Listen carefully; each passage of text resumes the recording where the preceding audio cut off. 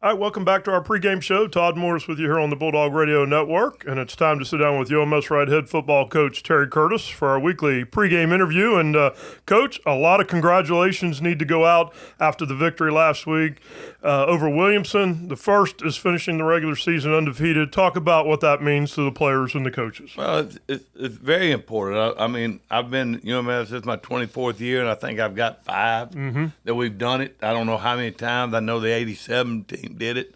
Probably not many, though. No, that was the only one before that. And what I'm saying is if you look at all these teams, the Thompsons, the Hoovers, that are perennial state champions, very few of them go through, Todd, the whole year undefeated. Right. I mean, and for us to have been ranked number one preseason and have that target on our back for that the whole year long and to withstand all that, and I'm not sitting here. I mean, every 3 or 4 games we could just easily probably lost. Yeah. But the guys found a way to win, and that makes me just as proud as any coach could ever be of a bunch of guys just finding ways. And other night we blocked 3 kicks. 2 or 3 weeks ago it was something else. You know, it's just always somebody stepping up and making a play. So yeah, it was a big deal. Now, we didn't play like it was a big deal, right, for the most part, but it was kind of like we talked about. It was I know you talk about these trap games and stuff, but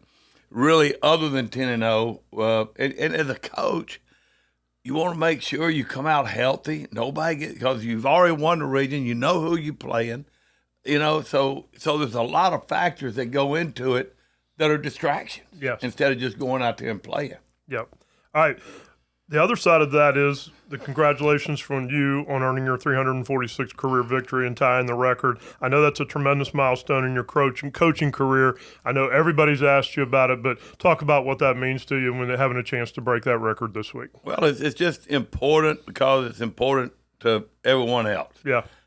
You know, I've used the analogy of sitting in the dugout. I was a baseball guy, and the pitcher sitting over there pitching a no-hitter, and no one to talk to him about it. You know, and that's kind of what this has been like. I know the coaches, they make little remarks every now and then. I know the players, though. And that, again, is even more of a testament to how we've gone through this whole year with that. I'll be glad to get it over with, and hopefully we can do that, you know, this week. But it's quite an honor. But it's an honor for a lot of people. I'm the head coach. I get credit for the wins. But great assistant coaches, great administrations, the whole 9 yards, great parent support. I mean, all the things you could want at Shaw and Murphy and UMS have been beyond belief. And that was where I was going with my next question. 269 of those 346 victories have been in your 24 seasons here at UMS-Wright. That's really just about 80% of those wins. What do you think the keys of the success has been here since you've been at UMS-Wright? I think the consistency, whether it's the consistency of our teams, the way they played, the consistency of our coaching staffs, the consistency of our administration. All these guys all been here. Dr. Havard, Doug, Wes been here a long time now. You've been here longer than I have. All the administration, and I think all that adds to it because everybody knows what each other expects. Everybody knows what each other needs to be doing and wants them to do. We all get along, and I think the kids see that. And you know, to keep the coaches I've had, Don Jennings was with me for, 15 years? Yep. And now Jay's been with me for 9. So the continuity on the defensive side of the ball really hadn't changed a lot. The philosophies have stayed the same. We practice the same way. Nothing changes. So my thing would be the consistency of the whole deal. All right, so last Friday night we get a 17-8 win over Williamson. You hit it on just a minute ago. It turned out to really be a defensive battle, field position battle. We had a couple fumbles on offense that kind of hurt us a little bit. Your overall thoughts on the game? We got the victory, I know that, but I don't think it was the way we thought it was going to be. No, it's exactly like you said. Now, we blocked some kicks. We had great field position all night. Yep. I mean, that game should have been over in the first half. We have uncharacteristically 2 fumbles by 2 of our better players. Yep. And, and it all added up. And, you hate to say it's kind of what you expected, but we knew Williamson was going to come in here because really until Thursday night, they wasn't for sure in. Yeah, right. So they were practicing for a purpose because they were practicing that they were going to need to win that game to get in the playoffs. And, we got through it. That's about all I can say.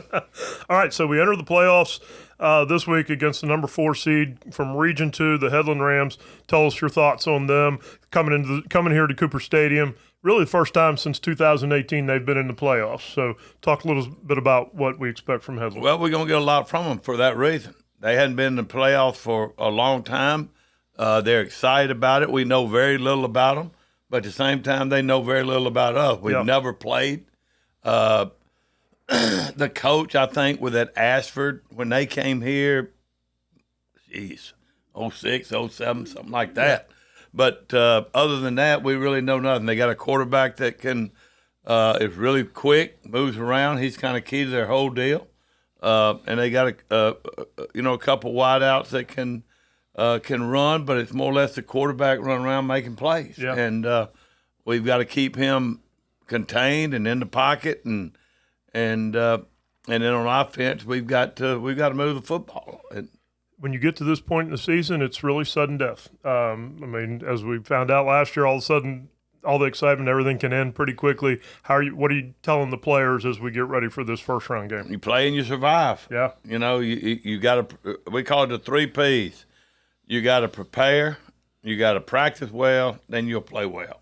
And you got to do that every week. You take nobody for granted. You take and probably a first round games bother me more than any of them because everybody expects you to blow them out. 4 seed versus number 1 team in the state. Yeah. And yet these teams come in here with nothing to lose, and you get their best effort. And you look at the Saturday morning, you look at them, and you'll see 5, 6, 7 number 1 seeds get beat. Right. You want to make sure you're not one of them. All right. Our record, your record, since we've covered, we're 22-1 in first round games. As we said, Headland hasn't been in the playoffs for a while. A lot of experience there. How do you draw on that with this group? Well, they know that. Yeah. They expect to win. They watch the guys before them and so forth. And I